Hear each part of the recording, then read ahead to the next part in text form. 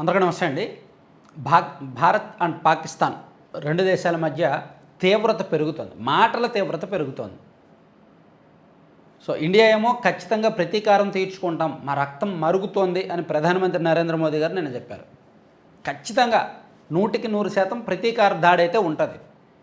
India ఏంటంటే పాకిస్తాన్ దేశం మీద దాడి చేయడం ఇండియా లక్ష్యం కాదు. కేవలం పాకిస్తాన్లో ఉన్న ఉగ్రవాదుల మీద మాత్రమే దాడి చేయడం. సో అందుకు తగిన ఏర్పాట్లు ప్లస్ దానికి సంబంధించిన ప్లానింగ్ అంతా ఇండియా రెడీ చేసుకుంటుంది. కానీ పాకిస్తాన్కి ఈ సింధు జలాల ఈ ఒప్పందాన్ని నిలిపివేయడం వలన వాళ్ళు ఇండియా మనతో తెగదింపులు చేసుకుంటోంది. సో మనకు భవిష్యత్తులో నష్టం ఉంటుంది సింధు జలాలు ఇలాగే నిలిపివేస్తే, ఒప్పందాన్ని నిలిపివేస్తే. కాబట్టి మనం యుద్ధానికి సిద్ధమవుదాం అని పాకిస్తాన్ కూడా యుద్ధానికి రెడీ అవుతోంది. నిన్న కూడా పాకిస్తాన్ మంత్రి అబ్బాసీ కామెంట్స్ చేశారు. మా దగ్గర 130 అణ్వాస్త్రాలు ఉన్నాయి, వాటిని మేము ప్రయోగిస్తే వాటిని మేము ఇండియా వైపే ఎక్కుపెట్టి రెడీగా ఉంచాము. సో ఈ సింధు జలాల ఒప్పందం నిలిపివేత అనేది యుద్ధానికి సిద్ధమైనట్టే, మేము దానికి సిద్ధంగా ఉన్నాము, మా అణ్వాస్త్రాలు కూడా వాడతాము. అంటే ఇక్కడ పాకిస్తాను అణ్వాయుధాలు వాడడానికి కూడా వెనుకాడట్లేదు.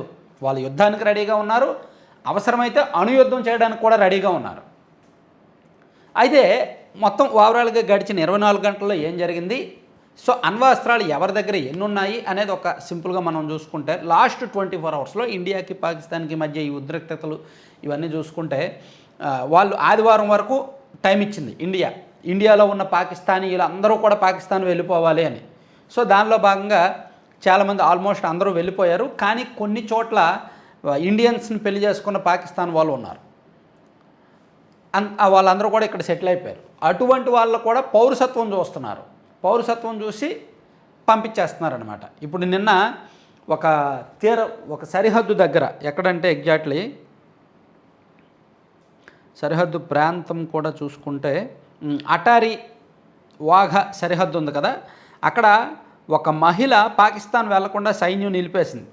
ఎందుకంటే ఆమె పాకిస్తాన్ జాతీయుడిని వివాహం చేసుకొని, ఆమె ఇండియన్ కానీ పాకిస్తాన్ జాతీయుని పెళ్లి చేసుకుంది.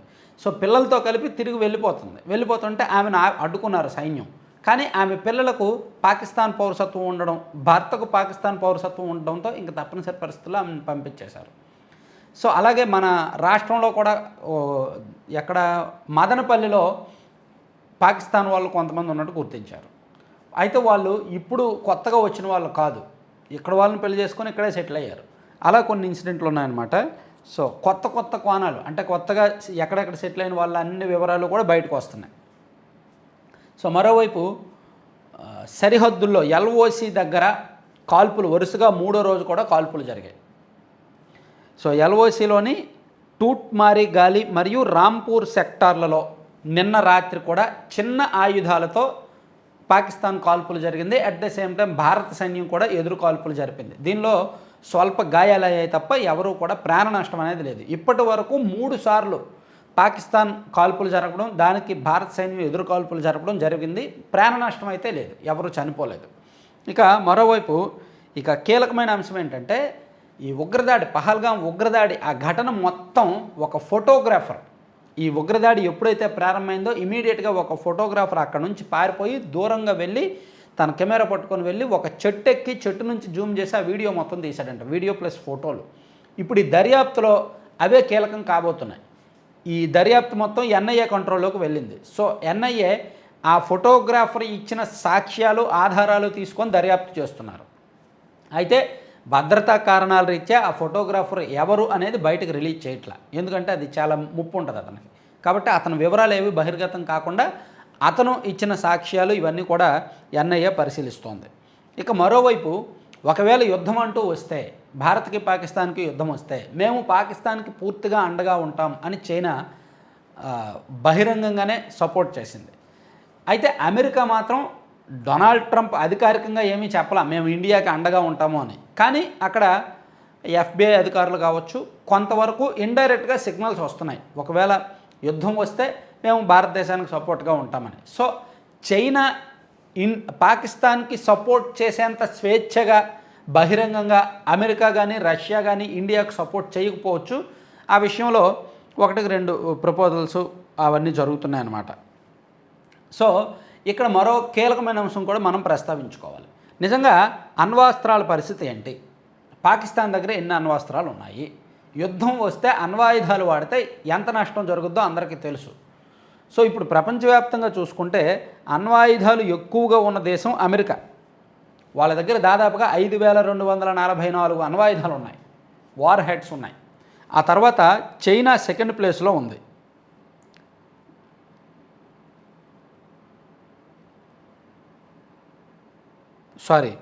రష్యాలో ఎక్కువ ఉన్నాయంటండి. రష్యాలో 5899 అణ్వాస్త్రాలు ఎక్కువగా కలిగిన దేశం రష్యా, 5899. ఆ తర్వాత అమెరికా 5244. ఆ తర్వాత చైనా 410 మూడో స్థానం. ఇక ఫోర్త్ ప్లేస్లో ఫ్రాన్స్ ఉంది.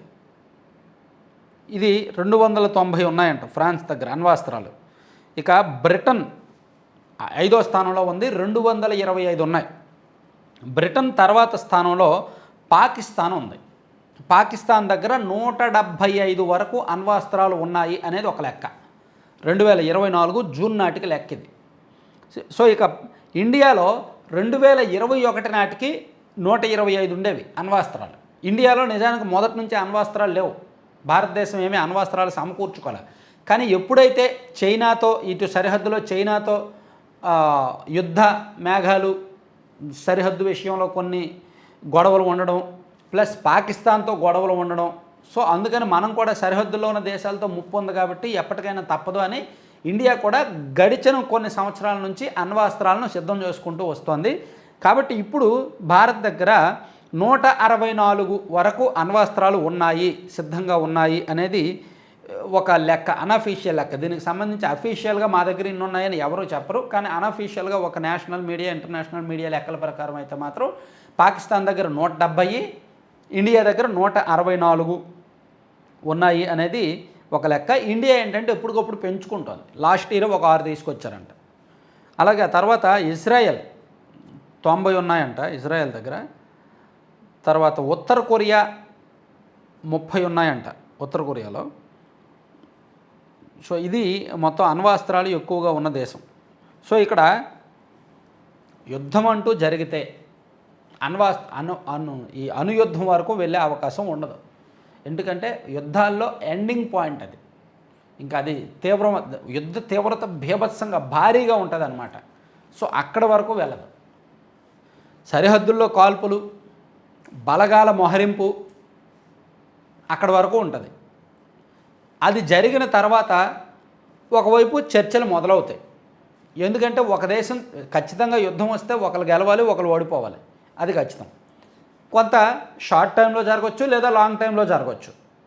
ఇప్పుడున్న లెక్కల ప్రకారం జలాంతర్గాములు చూసుకున్నా, వాయుసేన చూసుకున్నా, లేదా సైనిక బలం పరంగా చూసుకున్నా పాకిస్తాన్ కంటే భారత్ మెరుగ్గా ఉంది. మన దగ్గర 100 మంది సైనికులు ఉంటే వాళ్ళ దగ్గర 30 మంది ఉన్నారు. సో అన్ని రకాలుగా కూడా వాళ్ళకంటే మనం మెండుగా ఉన్నాం. పైగా పాకిస్తాన్ ఇప్పుడు దారిద్ర్యావస్థలో ఉంది, ఆర్థికంగా చితికిపోయింది. వాళ్ళ దగ్గర డబ్బులు లేవు, పేదరికం పెరిగిపోయింది, ఆర్థిక మాంద్యం, చదువుకున్న వాళ్ళకు ఉద్యోగాలు లేవు, రైతులకు పంట లేదు, కొన్ని ప్రాంతాల్లో కరువు ఉంది. సో ఇన్ని వైపరీత్యాలను పెట్టుకొని వాళ్ళు యుద్ధానికి దిగితే ఆ దేశం సర్వనాశనం అయిపోద్ది. ఆ దేశ ప్రజలు తీవ్రమైన ఇబ్బందుల్లో ఉంటారు. సో ఆ విషయం వాళ్ళకు తెలుసు.